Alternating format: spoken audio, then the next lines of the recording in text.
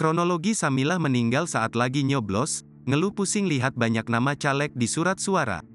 Kronologi Samilah salah satu pemilih di TPS 1 Kelurahan Pasar Baturaja Kecamatan Baturaja Timur Kabupaten Oku, Sumsel meninggal dunia saat sedang nyoblos, Rabu, tanggal 14 Februari tahun 2024.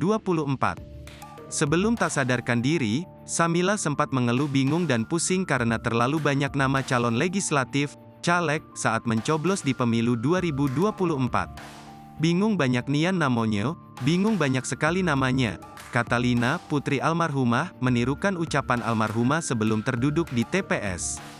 Lina mendampingi Samilah saat mencoblos untuk menyalurkan hak pilihnya di pemilu 2024. Menurut Lina saat mencoblos dia bersebelahan dengan bilik suara tempat sang ibunda mencoblos. Setelah mengeluh pusing melihat banyak nama caleg, Samilah tiba-tiba seperti mau terduduk dan langsung dibantu warga. Kemudian Samilah dilarikan ke rumah sakit.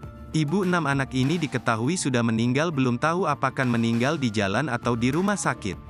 Menurut informasi wanita kelahiran Lampung tanggal 14 Mei tahun 1963 ini dikabarkan jatuh saat sedang mencoblos di TPS 1 Kelurahan Pasar Baturaja Kecamatan Baturaja Timur Kabupaten Oku. Terpisah Camat Baturaja Timur Yoyin Arifianyo Esos MSI mendapat laporan dari stafnya tentang warga yang jatuh saat menoblos. Saya dapat informasi Ibu Samilah jatuh saat sedang mencoblos kemudian dilarikan ke rumah sakit dan meninggal, kata Yoyin. Menurut informasinya jenazahnya segera dibawa pulang ke rumah duka di Jalan Kapten Syahrial Ler, Aries Kecamatan Baturaja Timur dekat TPS tempat almarhum memilih. Di kesempatan itu Ketua Bawaslu Oku Yudi Risandi MSI mengaku sudah mendapat informasi tentang pemilih yang jatuh saat mencoblos dan kemudian meninggal.